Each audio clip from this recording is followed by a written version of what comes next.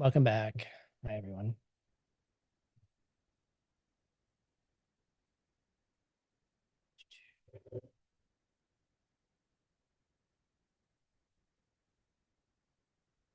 All right. So, as I said, like in this class, we're going to go through some of the correlations,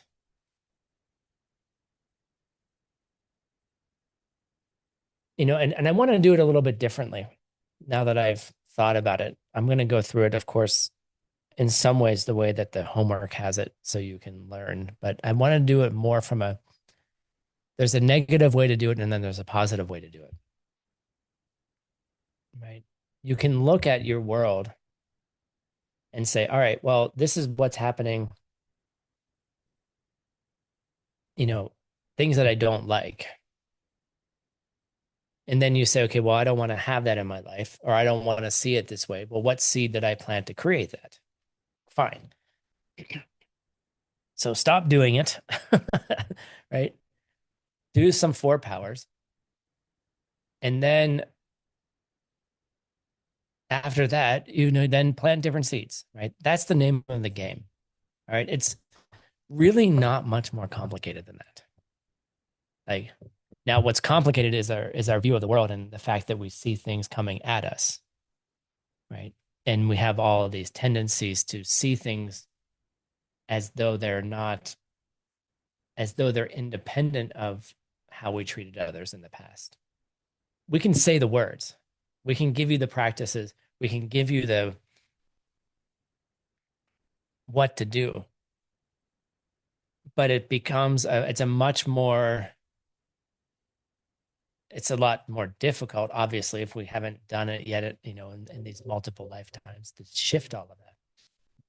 But it's much easier. Like I think when we distill it down and take out all the, I don't know, when you just distill it down, I think it just is that. Look at your world. What don't you like? Stop doing those things. Do the opposite. But then I would also flip it around and say, what is actually good? Like we ended the last class by saying, why is it the news focuses on the negative?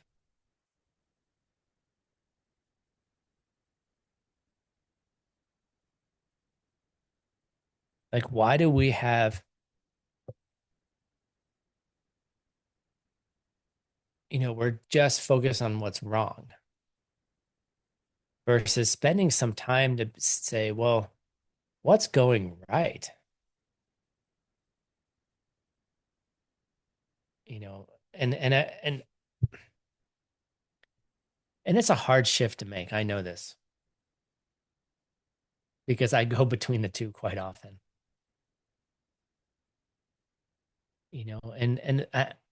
But what if we were to say what's going well, and what did I do to create that so I could have more of it? Like one of the practices I do is in the evening is I review I review my goals. Okay, this is what I'd like to achieve. What did I do today that's in alignment with that goal? Not focus on what I didn't do, but focus on what I did do. Right. And then how do I get more of it? What can I do to continue the upward spiral?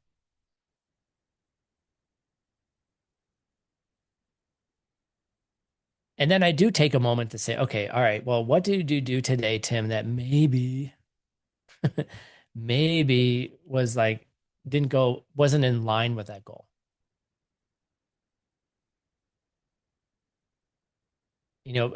But think of it, we could focus on the negative side of things and say, okay, well, I see all these things. I should stop behaving this way. Or you could also focus on, well, what's really cool? Like if I look outside right now, I'm like, wow, it's other than it's like other than the temperature being like a hell realm temperature, it's beautiful, right? You know, instead of looking outside and being like, wow, look at those beautiful trees, look at the river down there, the rising sun across the valley. Wow, that's so beautiful. What good seeds I must have planted. The first thing I thought was, God, it's like I can't say that publicly. Um, it's like sitting next to Satan, right? That's how hot it is outside. It's so hot. It's like 45 degrees Celsius. For those of you Americans, learn Celsius. Okay, so it's kind of a mixed karma. I'm like, well, it's so damn hot. All right, but you see what I'm saying? Like, there's this focus that we put. Like, are we focusing on the negative or focusing on the positive? And I think it feels different. In my mind, it feels different. So just quickly, like, so what we finished last class talking about the lay person's vows, like the five basic tenets of the foundational ethics. So how do you and those also include, as I said, also include the freedom vows, the pratimoksha vows, the 10 virtues.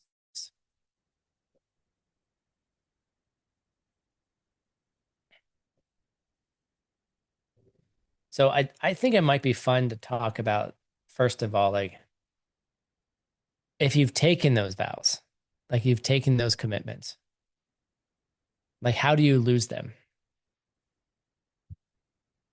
All right. And I think it's relevant to go through it, right? How do you say goodbye to them? Right? Here's the picture of someone say goodbye to the airplane, right? How do you lose those vows? Say goodbye. Like the first way is you can give it back, right?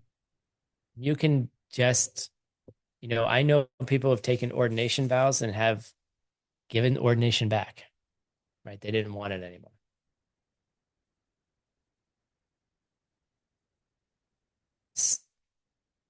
Second way to do it is these are commitments that only stay with you in this lifetime. So when you die, it kind of goes like that. Those commitments go with you, meaning they go away. Whereas bodhisattva commitments stay with you. Why? I have no idea. I have no idea why these vows don't stay, but the bodhisattva ones do. I'll ask my teacher. I'm not sure why. It's just what they say.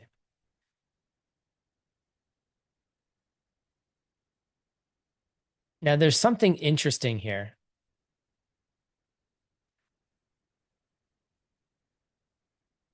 that these next two I think are interesting. One is if you end up having both sexual organs appear on your body at the same time.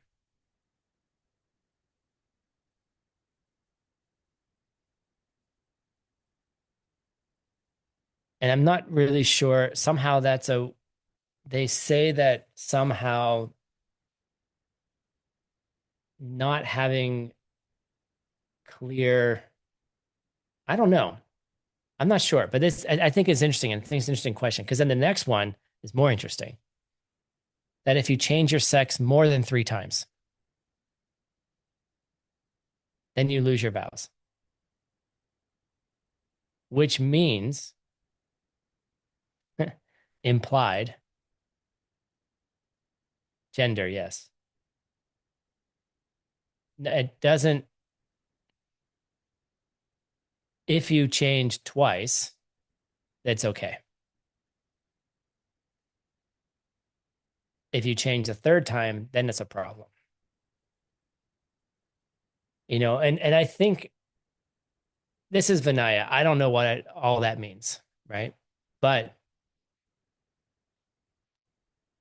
I think it gives us a little bit of insight into gender expression and in ancient times, and it also gives us insight into like maybe it's not as fixed as we think it is. And this is something you can, I'm just going to drop the idea and let you percolate it in your head. Okay. Like, what is gender? What is your biological sex? What does that expression mean? Right? Because the vows are slightly different between nuns and monks. Okay. But there have been stories of monks who have become nuns and nuns who become monks.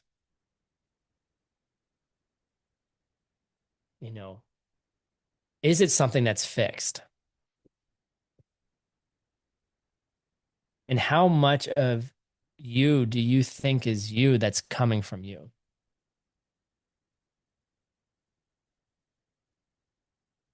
Right. That's just how boys are. That's just how girls are. That's how men are. That's how women are. If you travel the world, you will recognize that in all cultures, those words and those expressions are different.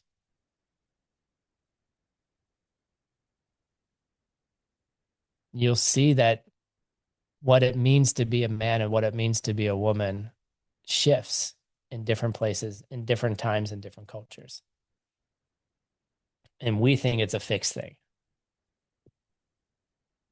And so I'm just going to drop that in your mind just to let that marinate. And maybe it's one of the things that might be keeping you from seeing emptiness directly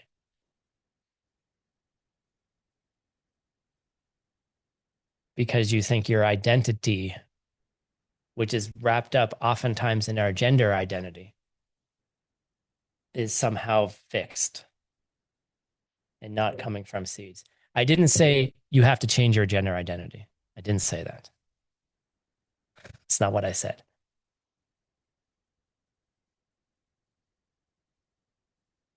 But if you're someone who explores those things, that's not a, you know, there's something in there, right? I think there's something in like an understanding of who you are, which is also based on your gender, or it could be on your biological sex, it could be on your gender expression too. And it's right here in the Vinaya. You're allowed to change it 3 times, twice. Presumably, maybe you could explore one, and then maybe you're like, well, that doesn't work for me. I want to go back. Right? Maybe changing it too much. I don't know. Has something to changes the winds too much in your body. I don't know.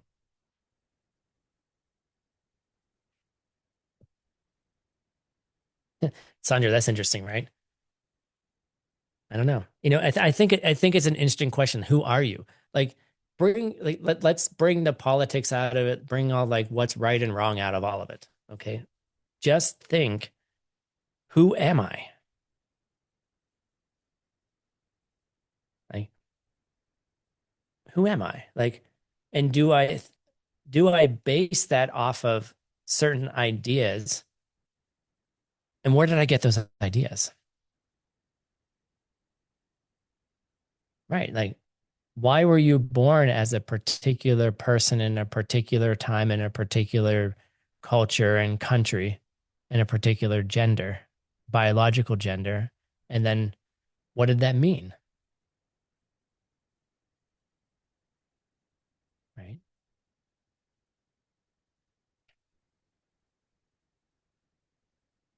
I don't know. I think it's very interesting questions.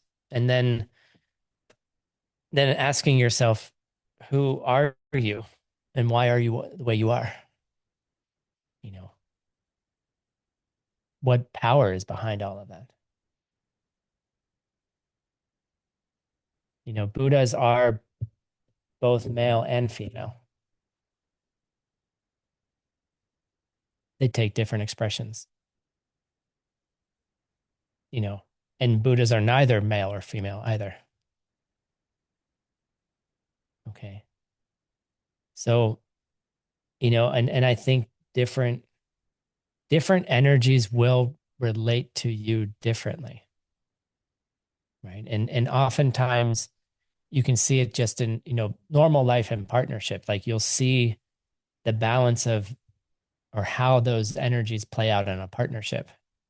Like there's what we label as male energy or feminine energy, masculine or feminine, right? How those apply in, within your own body. In our own bodies, we have both. We have both energies running, you know. It's like, you've heard people say like, oh, he's a more effeminate man, or she's a more masculine female woman, right? Like, what does it mean? I've told you in other classes, like when someone was like, you're not man enough to be a teacher. I was like, what are you talking about? You're not man enough on stage. I'm like, I'm not, and I'm thinking, I'm not the man you want me to be on stage, but that doesn't mean I'm not a man. And it doesn't mean that I'm not man enough. Like, what the hell does that even mean? And then all the layers of shame that get put on top of it. Like, I'm not man enough. What does that mean? Well, my body's not, am I not muscular enough? Am I not like, is my voice not deep enough? Right? Am I not like assertive enough? Do I not take control? Like, what do you mean by not man enough? Masculine enough? Like, and then what do those things have to do with not being masculine? You know, does that mean someone who's feminine can't doesn't isn't assertive or take control? Oh, they're just masculine. Come on. Like like all those layers and then how you feel about it. Oh, like how do you feel about that? You know, that's the reason I like to study these things because it's like who am I? And why do I feel certain ways about certain things? And what seeds brought that about? And then what sensitivities does that create? Or what challenges does it create? We'll talk more about that in the future. All right. And the other way you lose your vows is you lose your core virtue by doing the five misdeeds, killing your mother, father, and arhat, creating a schism in the Sangha, and then trying to draw blood from a Buddha. So those are the ways you can lose your Prakti Moksha vows. So what's the result of this? What happens when you do keep them? One of the cool results is that you will have a good rebirth. This is all lower way stuff, lower track. And then you attain one of the three enlightenments. Mainly you can arrive at a personal nirvana. Right. But these are two, not the only results, but these are two of the results. The results can be much more powerful than that. Okay. So let's get into the actual correlations here. This is where I want to spend most of the class. So we're going to go through the top 10 virtues, and we're going to go through two different types of correlations. One will be sort of the immediate one, like what happens to you in your immediate, like to yourself. And then what happens to you in your environment. So you can use this as a guide that, I use this often. Like, why is it that I have to live in a desert? I hate the heat. I hate the rocks. It's dangerous. Every animal wants to kill you. Every plants here are not soft and cushy. Plants here have little thorns on them. They're hard. Like it's difficult to live here. Like why is my teacher putting us here in the middle of the desert? Why aren't we in some paradise? Probably, right? Probably we need to purify something. But the idea here is if you can take these You can use it as a daily practice. What do I see? So then what do I need to change? Right? What seeds do I need to plant? What things do I need to stop doing? That's really the game. All right. Understanding that it's coming from you anyway, you know, but typically we don't take it that way. All right, first one. No, protecting life. Here's my picture. All right. We say, and this is true for all of them. This one's like no killing a human or human fetus or having someone else do it for you. And that's a key point is that if you have someone else, if you get someone else to do the bad deed and you don't do it yourself, you're still you're still getting the karma for it. So if your tax money goes to a military that's killing people, you're still getting that karma, unfortunately. You know, I like to write my I like to write the tax people and I write my representatives to say, I don't want my money going to this. Whether it does or not, they can't tell me where the dollars are allocated, of course. But if they ran the government like a nonprofit, they would have to do it the way the people want you to do it. But they don't. Anyway, so the first thing is protecting life. All right. So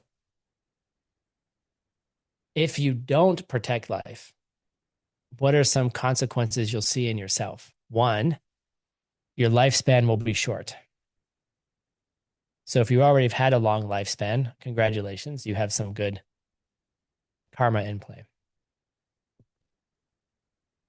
If you get sick easily, this is an important karma to pay attention to. Like if you have this tendency to get sick a lot, which is actually one of the things I've dealt with in my life, is like to really pay attention to protecting life. You know, maybe pay attention to protecting all life, not just human life.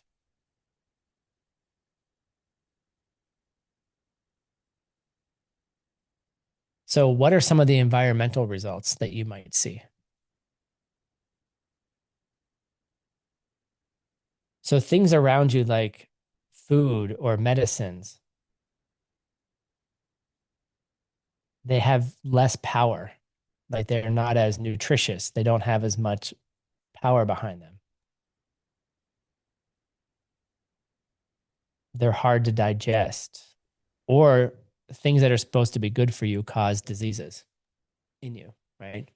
Like, oh, that's a healthy, someone tells you something's healthy and you eat it, and then and then you get sick from it. Another environmental result is a lot of people around you don't live full lives. Like they die early. So you can kind of extrapolate, like if you're seeing some of these things in your world, is to really focus on protecting life itself. All right. Next one. Yeah. Not taking what was given. All right. So what happens? And I did this. This was something that I worked on specifically for a long time. So an individual result, if you take things that weren't given, like like the toilet paper when you go to the bathroom at someone's house, didn't ask permission. What kind of results will you see? One, like in for yourself, you may not have enough resources to live on. You might be constantly struggling for resources. You know, taking things that weren't given to you, especially Dharma things, especially Dharma money. Like you have to be really, really careful. Another result would be that you don't own anything. Nothing is your own. Like everything seems to be common property. It's own, it's not yours. I had this for a long, long time. Like I couldn't, I kept, I was renting all these apartments and I kept getting kicked out. Like I couldn't actually stay in a place that I was calling home. And it was very frustrating. Like every time I would find someplace, I was like, yeah, I'm at home. Someone else's home I'm paying rent to, but I kept having to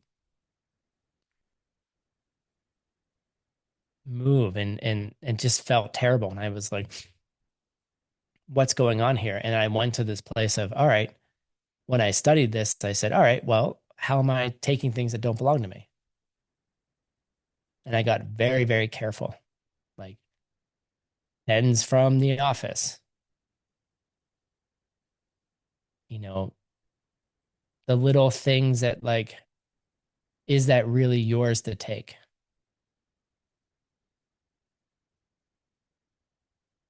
I didn't go that far and bring my own toilet paper, but you'll catch yourself. Like if you do this practice really well, you'll realize how many little things that you take that seem like normal to do that actually wasn't given to you properly. All right. Hold on just one second here. One of the things about living in a hell realm is that it gets really hot really fast. So I need to turn down the air conditioning. Um, so what are some of the environmental results because you've stolen things, right?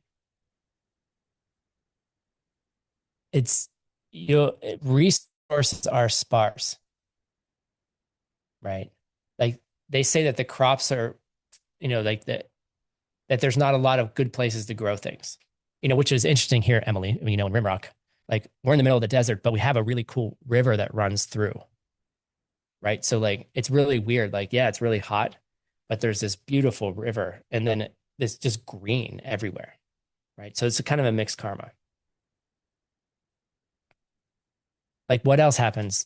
It's dry for too long. You don't get the rains when you need it, or you get too many rains, right? The food doesn't ripen properly at the right time, you know.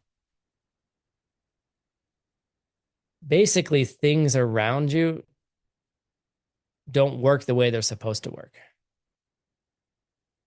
Okay. So when you're looking at the world and you're like, this is just off a little bit, it's not how you expected it to be. Look at, are you taking things you shouldn't have taken? All right. Next one.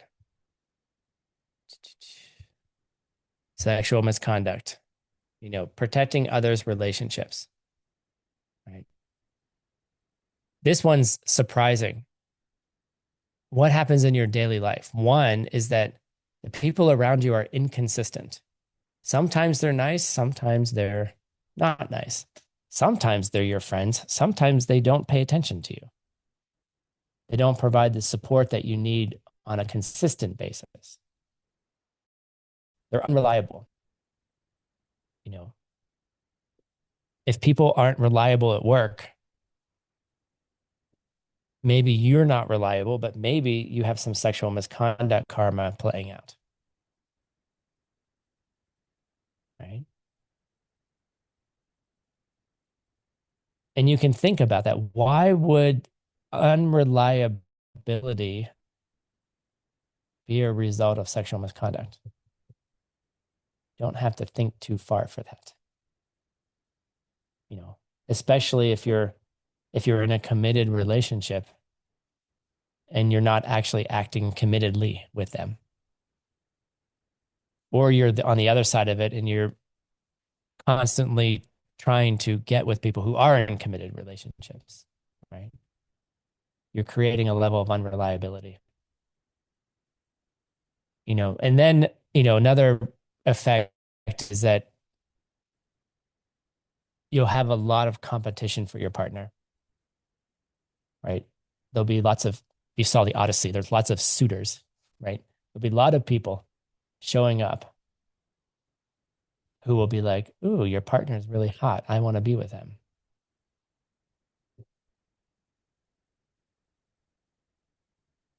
Now, what happens to your environment if you have a lot of sexual misconduct? It will be smelly. It will smell of urine. It'll smell of feces. Okay.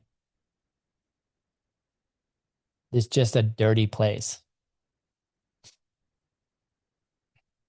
You know, it's a very odd, it doesn't, it's a very odd result. You wouldn't expect it. Things around you are just unpleasant. It's distasteful. You just, the people around you are just kind of, I don't know, you can feel when there's a lot of sexual misconduct around or there's a culture of it, you can feel it in the people, right?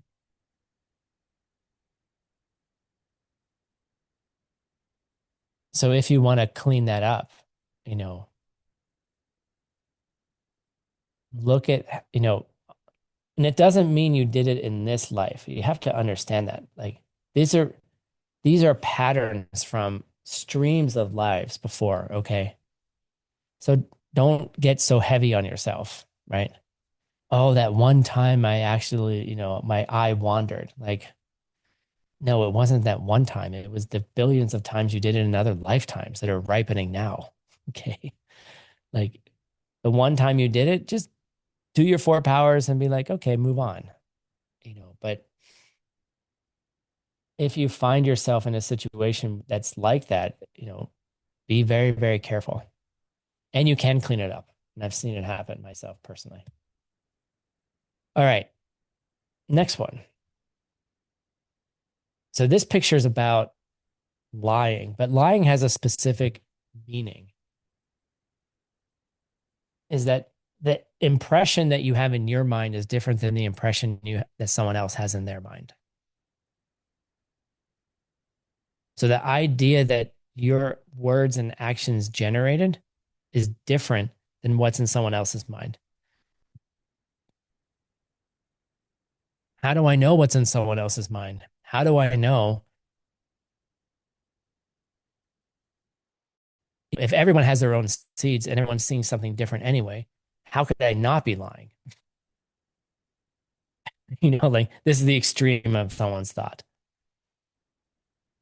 Without going to that extreme, like if you're creating impressions in other people's minds that are different than what's in your mind, intentionally doing it. Right. And there's many, many reasons why people do this. And it gets subtler and subtler as you do this practice. Right.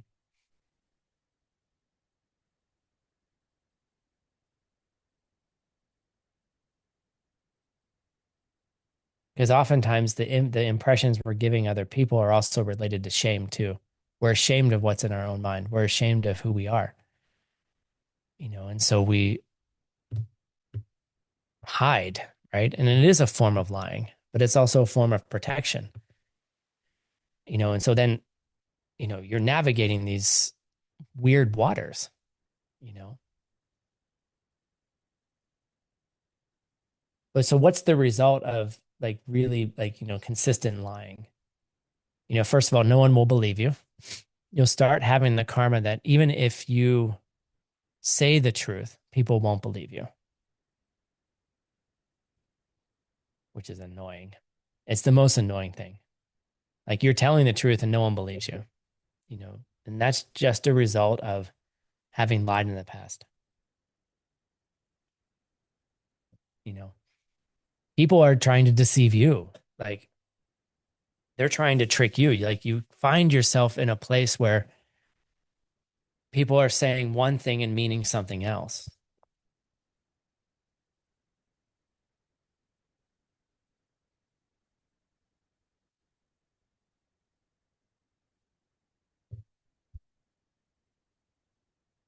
Oh, that's interesting. Someone just said you can't see me.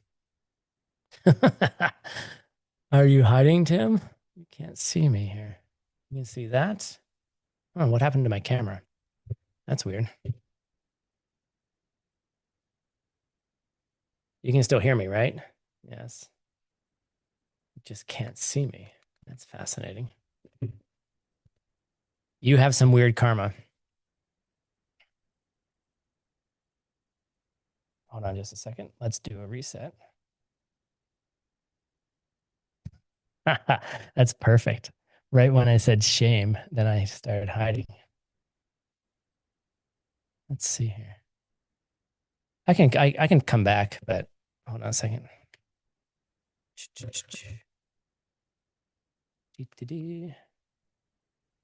kind of crazy. It's not actually turning on.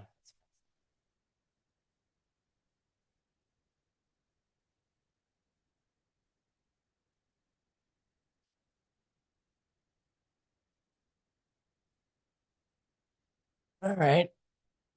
Let's see if it turns on. If it doesn't, then I'll just shift my presentation here.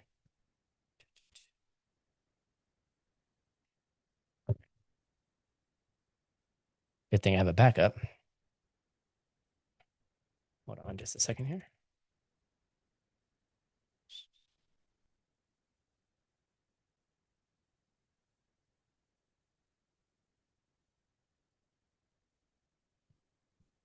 I have backups. Don't worry.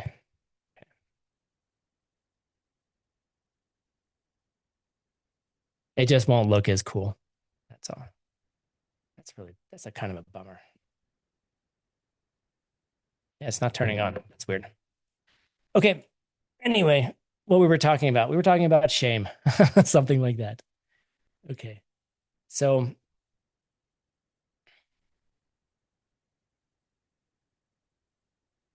if you're hiding in some way, right, you're going to then create that around you. I don't know. I don't think so, Anastasia. It's not in the sun yet. No, not hot. I don't know. We'll just let it go. So, what would your world look like? Okay. Because you've lied,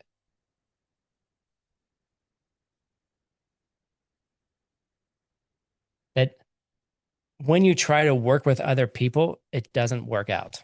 Like cooperation doesn't happen. The work never really turns into something. People don't work well together. People are cheating each other, they're afraid of each other. You know, there's like just sort of this general suspicion that the people around you are not um, they're not there to help you. They're there to hurt you. Right. And we've been in situations like that where everyone's just afraid of each other. They don't trust each other. And I think and that just comes from general lying overall. So if you see that in your world, look at the impressions that you're giving, you know, and it's hard. I mean, it's really hard. I mean, there's so much like we're afraid of hurting people. We're afraid of change. We're afraid of what would happen if someone knew the full truth, and I think that's what the Vinaya does. It helps us understand, okay, well, why did I just lie there? Why wasn't I completely truthful? And I think that can really help you then clear up your mind. Like, can you be more at peace? You know, the more that I've become honest and really just like, this is who I am. First of all, like most of my fears were unfounded anyway. And then it just releases so much tension and pressure. Like, yeah, it might have been uncomfortable to say, say the truth, but then at the end of the day, God, then you don't have to worry about it anymore. You know, you got to go to bed, you got up, everything was mostly fine.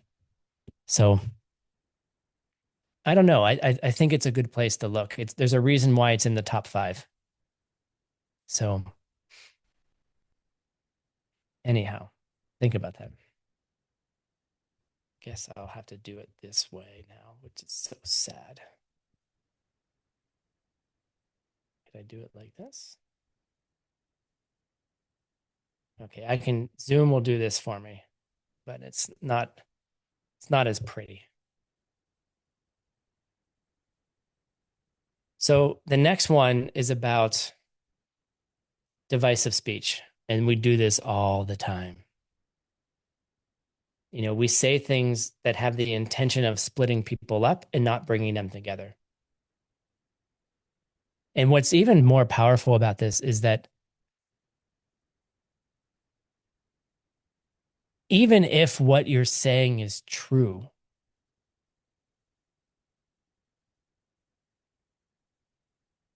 saying things to split people up is a worse karma than the truth of telling someone the truth of someone else. It's very fascinating. Oh, so I should lie? Like, no, I didn't say that either. But even if you're saying something that's true, but the motivation behind it is to split them up and not help them, this has a particularly interesting ripening. So one is for yourself, the people around you are always fighting, or they're just unpleasant to be around. You know, and then your environment will have something more like the ground is uneven. There's lots of rocks everywhere. Like there's lots of highs and lows. It's difficult to get places. And then you're afraid of things. Like there's lots of things to be afraid of, like animals, robbers. It's not safe to go out at night. It's not safe to walk the streets at night in the dark. It's the result of divisive speech. All right. Next one is harsh words. Things that are designed to hurt other people. Words that are meant to hurt. Even if the words are nice, but they're designed to hurt someone. And a lot of us are really good at this, saying the nice thing, but actually means something very negative.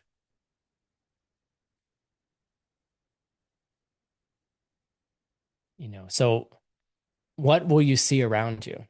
Like you'll see a lot of unpleasant things. Or it'll sound like when people start talking to you that they're trying to fight with you. They're not trying to have a normal conversation. They just sound like they're ready to battle. And people like this. And it's because of the words that you used in the past. So what will your environment will look like? It'll be difficult to get around. You might have lots of like glass on the ground. I remember I stepped out of a car once and a piece of glass went through my shoe and into my foot. Like it went into my foot like this much, right? And then I pulled it out very fast and I was bleeding everywhere. And, you know, harsh words. Interestingly, water, like there's a lack of water. You know, I was thinking about this like at Diamond Mountain, like the springs stopped flowing there for years. And then all of a sudden the water just came back one day, right? And I was thinking about it, a lot of us were thinking about it. And it had to do with harsh speech. The land itself was pretty violent in general in the past, and so like when people there were speaking more kindly to each other, then all of a sudden the water came back. It was very bizarre. Actually, it's very weird, you know. And again, harsh words will also create a lot of fear around you. The place itself you'll be afraid to be there. Um, if you live in a desert where it's burning hot, maybe you should look at your harsh words, Tim. Maybe you need to be a little softer in the way you say things. Places that are rough, you know, you can see it in your own speech. All right. Next one. Idle speech, meaningless speech. All right. Like anything that you say that's wasted, especially if you're doing your meditation or you're doing your sadhanas without thinking about it. People who are gossiping, spending too much time on Instagram, WeChat, TikTok, you know, talking about politics, just engaging in general gossip about people, like meaningless things. Like, what are the results? Well, first of all, no one will respect what you have to say. It's like the story of what's it? The story of the boy who cried wolf. I don't know if you all know that. And it's a story they tell children, at least in the English speaking world, where the boy kept running and saying, "Hey, there's a wolf, there's a wolf." And everyone would like run and be like, getting all bent out of shape about it to find out that he was just joking. And he did it several times. But the one time that there actually was a wolf, no one believed him. And then they all died. Okay. And so the idea is that if you're uselessly saying things when you speak in general, when you're even saying something important, no one pays attention to you. If you have this problem that nobody listens to what you have to say, even when you think you're saying something important, it's probably because you're doing a lot of idle talking, even in your own mind. And that's where a lot of it happens.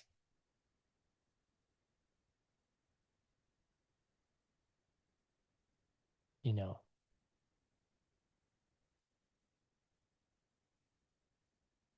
how much complaining do we do in our own mind? That's just useless complaining. Like, even me, like having those fake conversations with people that I'm going to tell them what I really think that I never actually do. I'm just rehearsing complaining. I'm not actually like doing anything helpful, you know. Now, technically, I'm incorrect because idle speech is actually speech with your mouth. Okay.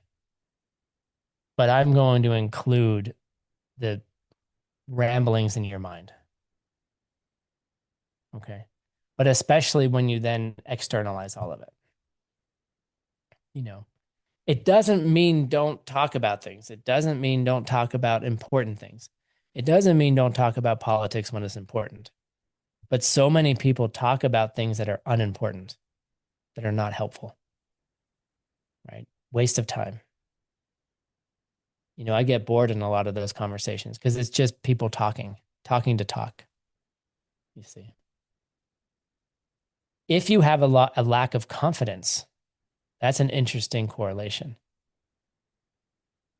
If you don't feel like a confident person, look at the ways in which you might engage idle speech. Or be very, very careful just not to do it. Maybe you don't do it very much. But the idea would be, can you purify it by not doing it? By being so aware of it, the result of having meaningful speech is also confidence, which I think is really cool. Like, you don't have to go to some workshop on how to be more confident or how to be better on stage. You know how to become more confident?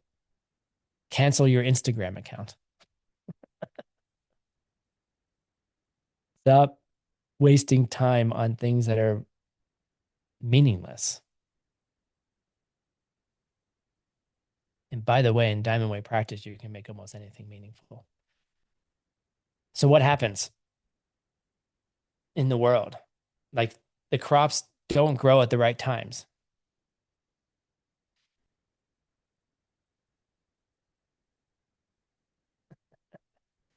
Instagram, Vlad, can be an amazing platform. It could also be a complete waste of time. How are you using it? That's what I mean. Are you using it for good? Are you using it to help people? Or are you using it in a way that's just mind numbing?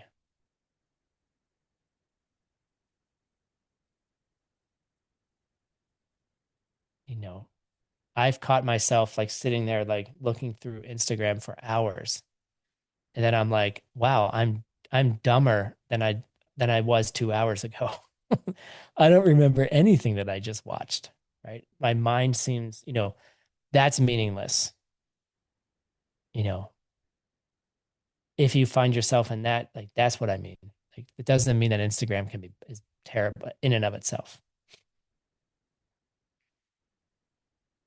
If you have meaningless speech, the other thing that happens is like there's no place to relax.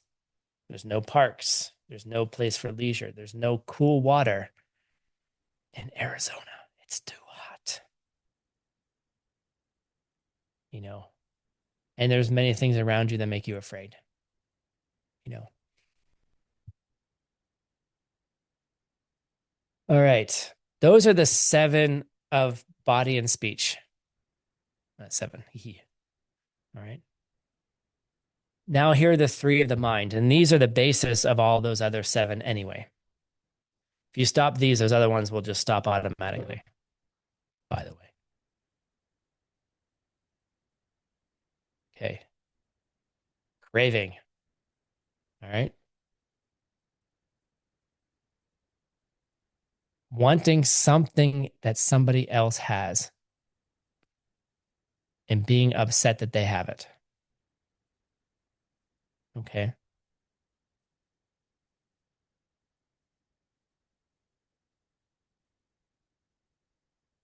And it doesn't mean like, like there's a difference between wanting something like, wow, that's such a beautiful partnership. I wish I had that.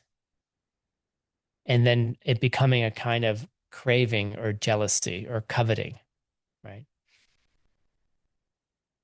Like when you get jealous of somebody's intelligence or their fame or how much money they have or their health, right? And then somehow you're unhappy that they have it,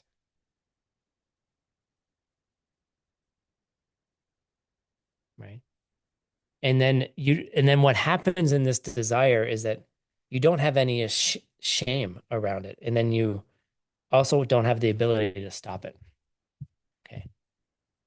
Like there's a difference between like, wow, I really would like to have the status that that person has or that kind of money. How do I get it? Okay, plant the seeds versus being insanely jealous about it, which then affects all of your relationships with those people.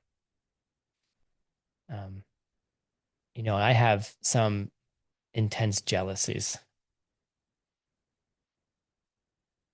you know, and I try to admit them openly. I even tell the people, I'm jealous of you, right? I'm jealous of the other worldview organizations that have more money than five houses. Insanely jealous. because I'm like, oh my God, if we had that same amount of money, right? As though money were the cause of success. I don't know. We had the longest program ever in the Worldview Network, 4,000 people last time. Is that successful? Sounds pretty successful to me. 4,000, almost 4,000 people want transmission in 2 months, 3 months, 2.5 months, right? That feels pretty successful to me, you know. But yet I still am insanely jealous. you know, it's not a healthy jealousy sometimes, you know.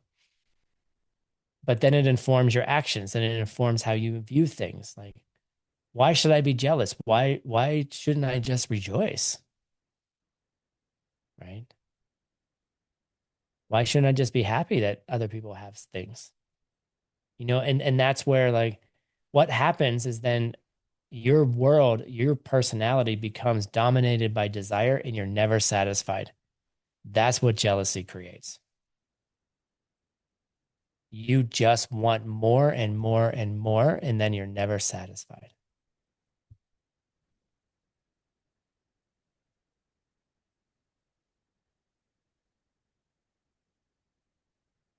And then you see what problems come from that.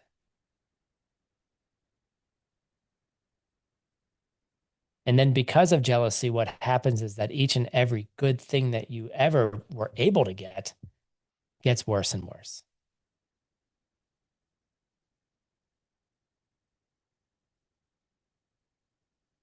which is so damn depressing. It's like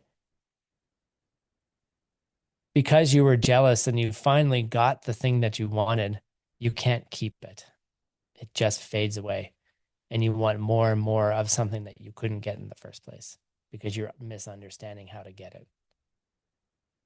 And then you can, if you take that and then overlay that over the first seven, you can see how those first seven are infused with this desire, right? Is desire bad from its own side? No. Wanting good things is not a problem. Having good things is not a problem. In fact, if once your seeds get good enough, you can't stop certain good things from coming to you. It's impossible.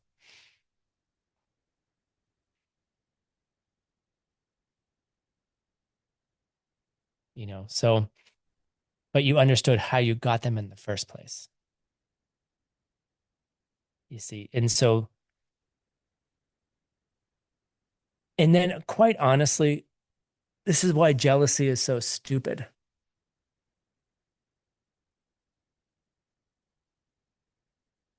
Who's the one that's seeing somebody out there get something they want? Who's the one who's seeing success out there? Who's the one seeing the money out there? Who? Where did it come from? You. That beautiful relationship that couple has, it's your third flower. It's your fault. And now you're upset because it's your fault that something good is happening in the world. And now you're upset about it. That's the definition of insanity, in my opinion. Okay. But yet we do it over and over again. Don't beat yourself up. Okay. It's our operating system. Okay. But when you know how the operating system is functioning, then you can interrupt it. Then you can it's like putting a good virus into it. But sometimes shutting down the operating system is uncomfortable. Oh, that was as I said that, a little bug flew up my nose. Oh, then I inhaled. I'm sorry. Hold on. Hold on a second.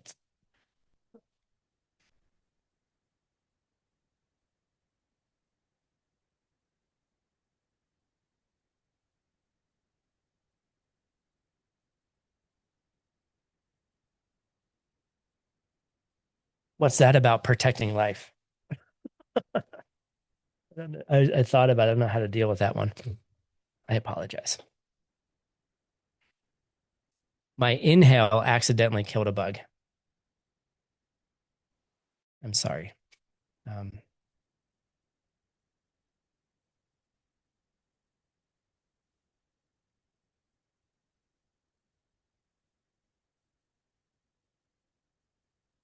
then you just, that's right. That like, this is just the realm we live in, right? You know, what I did when I went over there, I just made a little prayer that maybe that bug will come back and learn some Dharma. Like, you know, this was like their way of being like, oh my God, my next life. I'm ready to go. Right. Was hearing all this and was like, it's time to go. Like, and so that bug now will be reborn and maybe have the opportunity to do something cool. Um, but you see, like the desire is in us. It's part of our operating system. And then learning how to interrupt it so that it doesn't hurt other people and hurt yourself as well.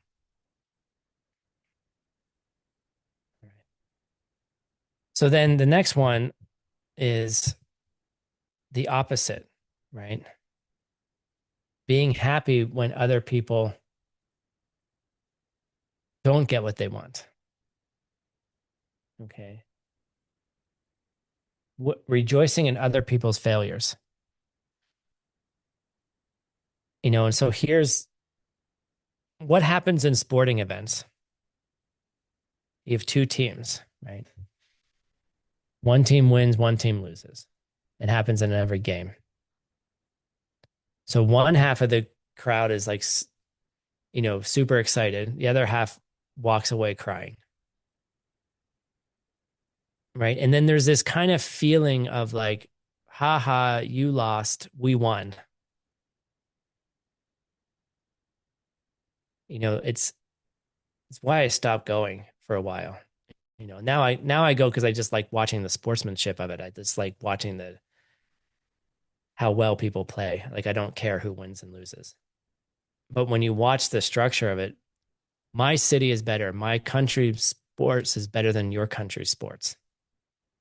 And then all of a sudden it's like there's this rejoicing in someone else losing. By definition, only one team wins the World Cup. You know, one team goes home and cries, right? Haha, Argentina, right? Like really, really. And Louder is like, yeah, but Spain, Spain, right? But it also brings people together, right? And then Mike says it well in Philly. They ride if they win, they ride if they lose. You know, but the thing is like rejoicing in other people's failures. We do it all the time.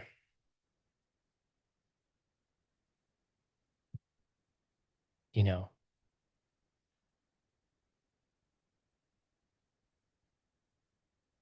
so it's interesting, Sandra. You see a group of people coming together. It was a divided country, right?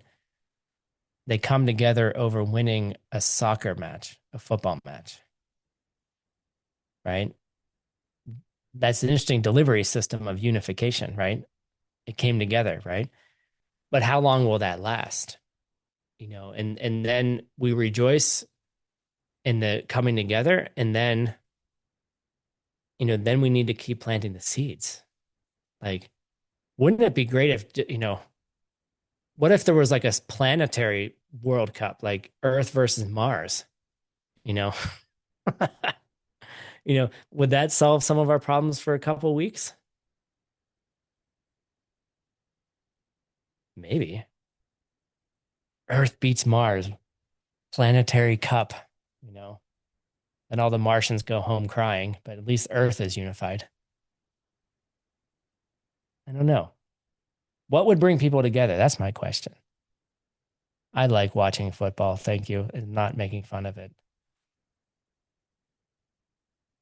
but what would bring people together? Really bring people together, right? Where we forget all of our differences, you know. And I think that's part of the idea of suffering, of samsara. When we understand what's going on, and that's what bodhicitta is, because you look out at everyone else and you're like, damn, you're suffering the same way I am, right? You all are suffering the same way that I am, if you are who you look like you are. You know, that's what could bring us all together.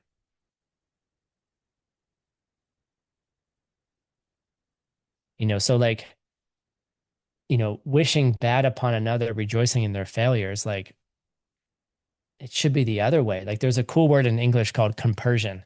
Someone wrote compassion. It's called compersion, where you like enjoy other people's success. You enjoy other people's enjoyment. Okay. It's a cool word, right? You don't rejoice in their failures, you rejoice in their successes, right? And then when people are having a shitty day, just give them a hug. Like go help them. Don't be like, haha, you deserve that. Like that's the worst thing a Dharma practitioner can do. Haha, just your seeds. Must have had some terrible seeds in there that experienced that. Haha. You know, that might be true, but good God, don't say that. Don't be like that.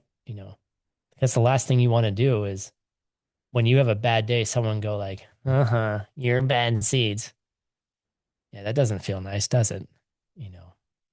So what happens is the people around you don't help you,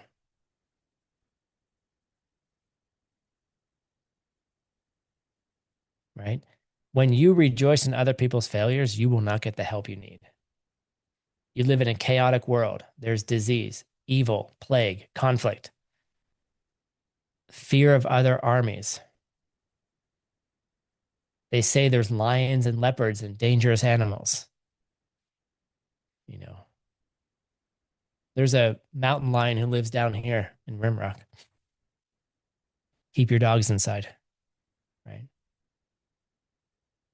There's scorpions, plenty of scorpions, right? There's harmful spirits, robbers, thieves, you know. All of that comes from rejoicing in other people's failures. Wow. Okay. Moving on. The last one, number 10, is wrong worldviews. Okay. And basically this is basically misunderstanding where the world comes from. You know,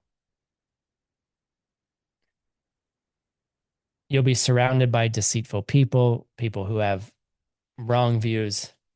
You live in the world where the highest source of good is fading. That somehow people think that something is dirty is nice. Like living in a dirty place that smells like urine and poop and is filthy. People are like, oh, I want to live there. There's no one to help you. There's no one to protect you. There's nowhere to go. Right. Like how many times have people like, oh, I want to go live in, I don't want to say this, but a lot of people say like, I want to go live in New York. There's lots of clean places of New York, but there's lots of not clean places. Like I want to go live in the big city. I want to go live in Philly. Like it is dirty as hell there. And you somehow think that's good? You know, they might see it differently. I get it, Anastasia. Yes. Everyone has their own seeds, you know. But, if you think bad things are good in some way, there's wrong worldviews happening. All right. Now you can take all of that and then use it as a guide of your practice. If you're seeing these things in your world, you go, okay, I see a lot of scorpions. All right. I have a lot of scorpions in here, but they just go outside. I don't seem to have any problem with them stinging me. Hopefully not. Right. But if you see lots of those things, like, well, okay, well, what's going on? Let's backtrack. All right, backtrack. Okay, I must have rejoiced in other people's failures. Did I do that? Probably. I can think of there was one time in college when someone fell on the ice. It was early morning. We're walking to class, and it was literally like a cartoon. They were walking, they slipped, their feet went up in the air, and then they kind of paused, and then they landed on their butt really hard. And I don't know what came over me, but I just like pointed and laughed out loud at this person's misfortune, right? Look for the subtle ways that you point and laugh at other people's misfortunes. Okay. You know, you can go backwards. So then one thing is you can do is then do the four powers. Well, I can't think of an example. It doesn't matter. I must have done this. Do the four powers on it. And then you go, okay, now I'm going to be very careful in the future to avoid doing that. You see? So you can logically backtrack and then figure out what to do next. And as you get better and better at this, it becomes more and more automatic. You start seeing things and you go, it's like you know, like your mind is, jiggles a little bit and like, okay, don't do that, do this. And then you're very quickly shifting yourself. Like when things happen in real time. I remember Geshe-la telling us one day, which was, I thought, an insight into maybe how an Arya thinks, is like if he's sitting in a meeting and someone's being a little like, I think he used the example of like they're trying to deceive a little bit for a contract or something, then immediately is like, okay, this is coming from a different seat. Now I need to be even more honest or more helpful. And normally what he would do is he would then give them more. He would like give them more and then try to take less from the contract from themselves. Like make it more beneficial for the vendor than it is for him. Like constantly shifting. And I've seen him do this a gazillion times. Like I saw a vendor building one of his a project at one of his properties who wanted twice as much money and was complaining twice as much, right? And then just gave him more money. Everyone was like, the guy's treating you like is being mean to you. And he's like, that's why I'm giving him more money. Right? You know, you're just like, like our normal brain goes, what the, what the, but then the idea really is like, can you live in the moment of purification in different seed? Like just do it differently immediately. Someone showing you anger, show them patience. That's very hard. I know. I know. It's very difficult, but you know, that's the way. Like reconstruct your world. You can logically figure out why it's happening the way it's happening and then slowly change it by changing your behavior each and every moment. Okay. So now the course makes a huge U-turn. Okay. And then for the last three classes, we're talking about Lamrim. All of a sudden, we go from Vinaya into steps on the path. Okay. Song of my spiritual life. And at first I was always like, what? My first thought was, oh, he didn't have enough material for 10 classes, so he did Lamrim. That was my initial interpretation. There wasn't enough material in Vinaya that could be shared at the time. So then we filled up the rest of the course with Lamrim. I have a completely different opinion now of it. I think it's highly purposeful and I think it's highly necessary at this point, right? Because we're talking about how to get somewhere, right? Vinaya doesn't just live in a box by itself. It's like, here, now go, here's your vows, have a good day. It's a step. It's a step on the path, right? And it's the steps that are shared all the way through the Diamond Way. Okay. So the more that you understand all of that, maybe at some point you might think that getting ordained is the most logical and powerful thing you could do when you're ready, if you're ready, and you don't have to. But studying the Vinaya is studying Diamond Way.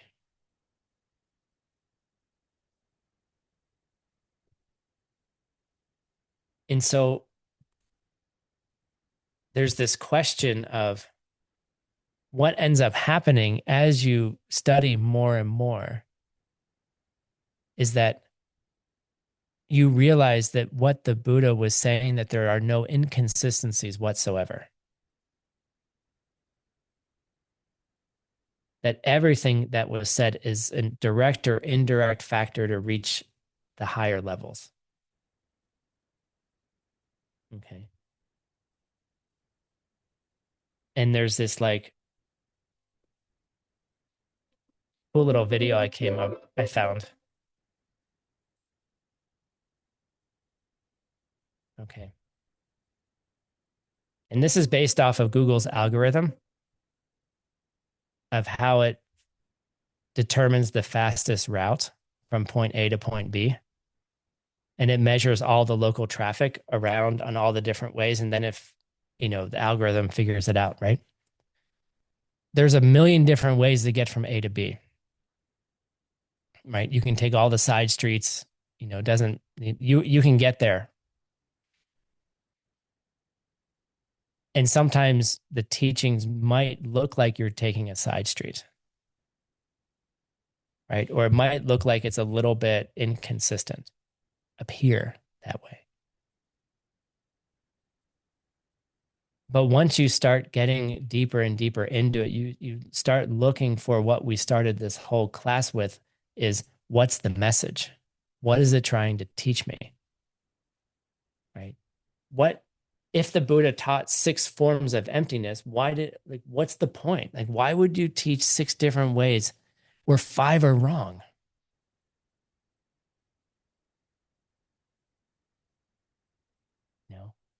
And so, but do each of those ways help you? Can they be of help?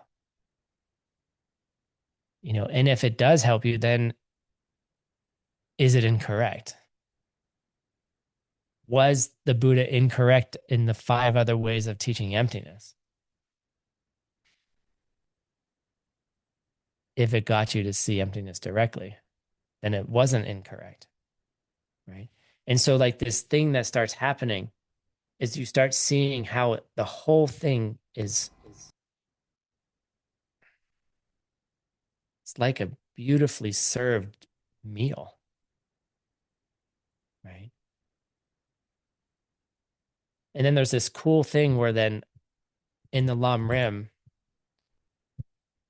is that everything strikes you like a lightning bolt as a personal teaching, that it was specifically designed for you. That all the speech of your teacher comes across as personal advice. It's not for everybody It was just for you. And then the cool thing is you'll start noticing that your teacher, it was personal advice for everyone. And then you go, well, how did a teacher talk to everyone? Well, that's because each of them have the seeds to hear it that way. All right.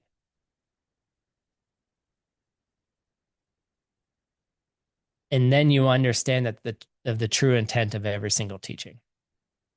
All right. You're able to understand, like, this is the alphabet soup.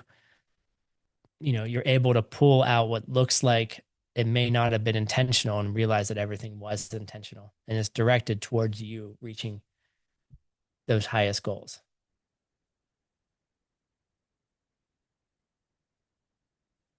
Okay.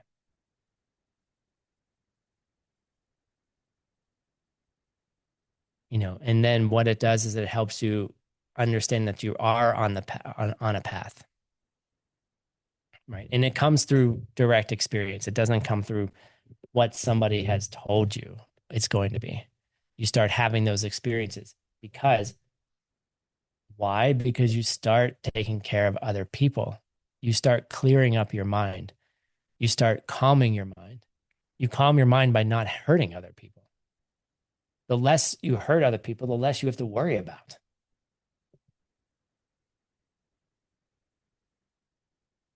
And then when your mind gets calm, then you start seeing all the challenges there are and much more clearly. And then one by one, you clean it up. And so the last part of this class is about what are the qualities that you look for in a teacher? What are those qualities? Which, quite frankly, if you flip it around, are the things that you want as a student because you're looking for that in a teacher. So here they are. The first quality is controlled, right? Like taming a horse, right? That they live an ethical life. They have training in how to live an ethical life and they're doing it, right? They've tamed the horse or they're taming the horse or they're doing a pretty good job at it. Okay. These are aspirational. Again, you may not meet someone who has all of these, but you can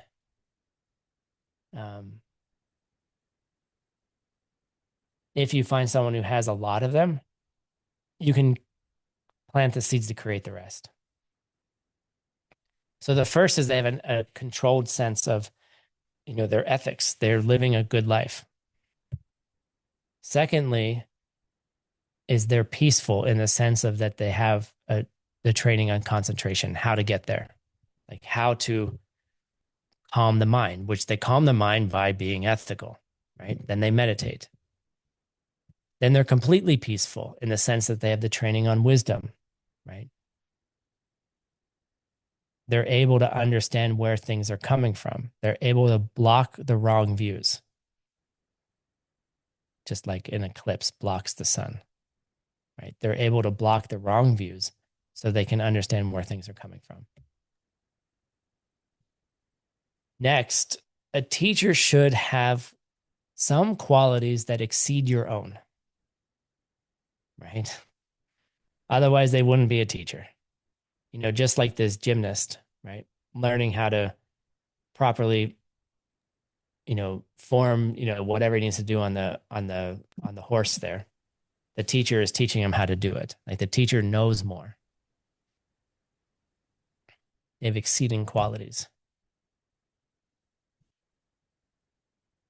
The teacher makes great efforts, meaning they dedicate a great part of their life to achieving their own goals and the goals of others, meaning they're putting the effort in to reach the highest goals for themselves, and they're also at the same time doing it for other people.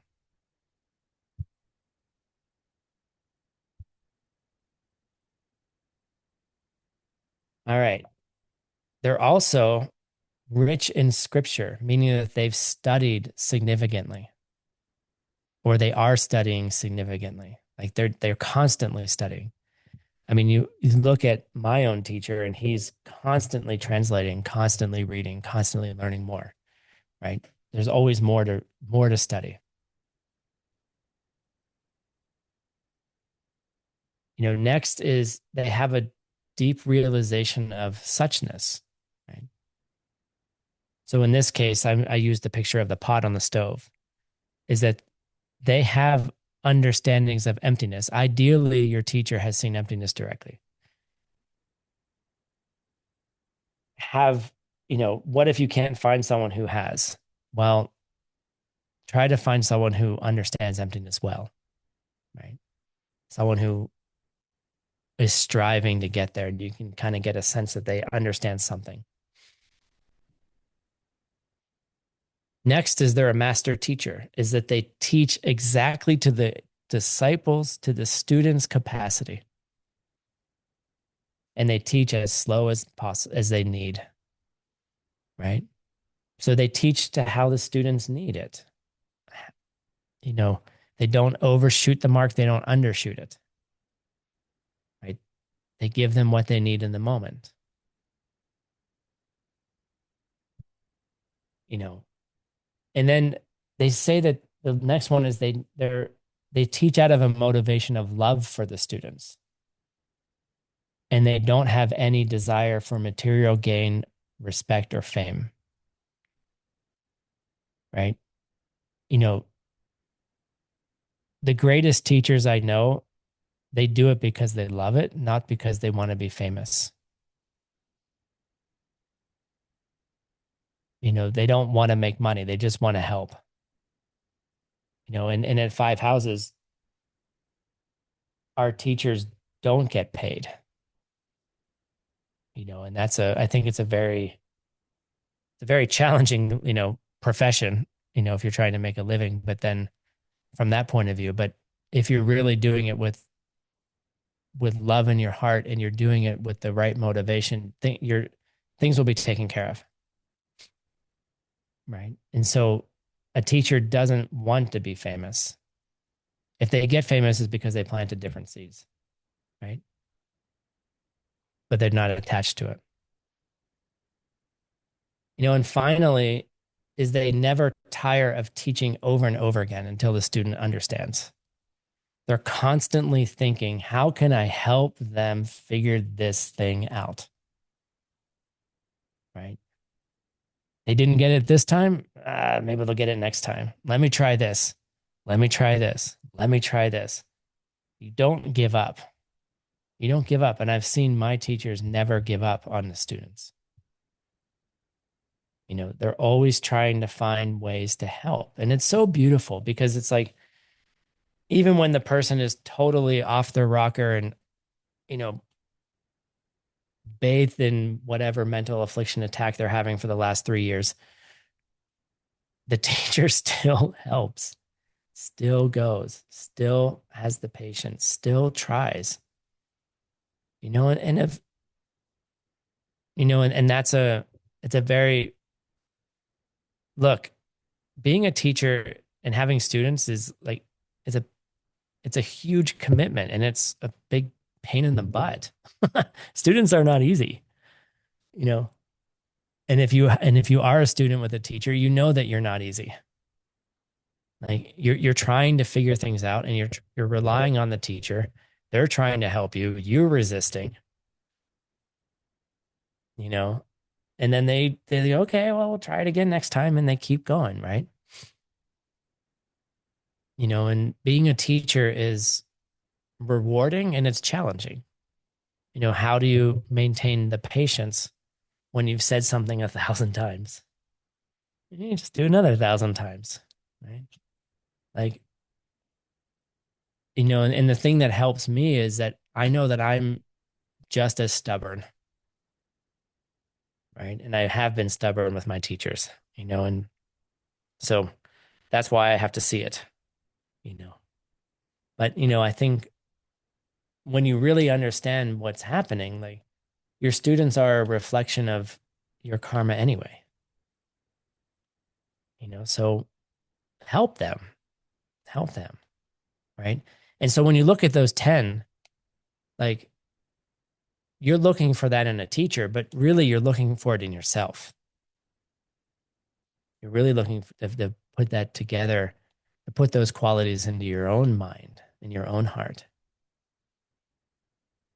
right?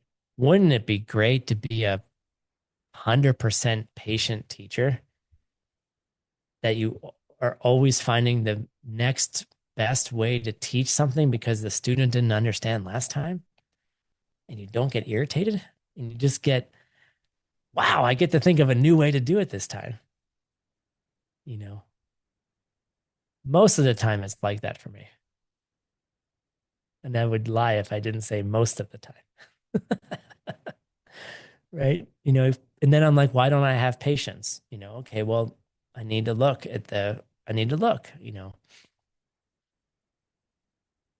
what of the three things like jealousy, ill will, or wrong view are being motivating those thoughts? And then and that's where Vinaya is so important. It's the foundation of everything that you build upon it. you know so for me, like, this course is not something that's just an easy like interlude between you know before we start getting into the heaviness of you know in-depth discussion of emptiness. To get into the in-depth discussion of emptiness, you need the Vinaya. Like, you need to tame your mind.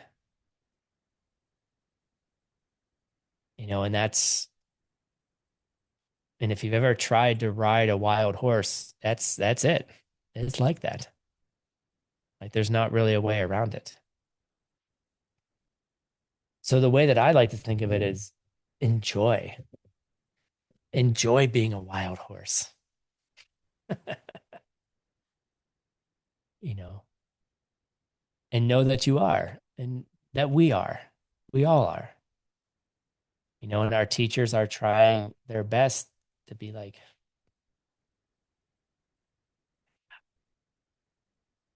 that's not helping you. I can tell you what's going to help you. And you're like, no, that's not going to help me. Okay. And then in 5 years, you realize they were right. And then you do it again. But enjoy it. And I think the more you enjoy the process, the faster it goes. Right? Because if you really do want to see emptiness directly, and you want to, over the next 2 years, be with the five houses and learn all the things that we're going to learn on how to do it, we have to start from how we treat other people. And it's really a choice that you get to make. I'm doing a sales pitch. This is my big sales pitch. But at the end of the day, please help me. This is my last point.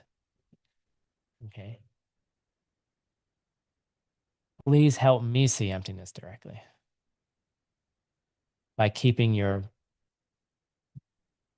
top 10 virtues. Okay. Get it? Help me purify my negative afflictions. Help me. Don't do it for yourself. Help someone else. Okay. But think about it, like, maybe, like, this is what I say to some of my friends, like, please help me with this seed, because I can't do this by myself. I need help.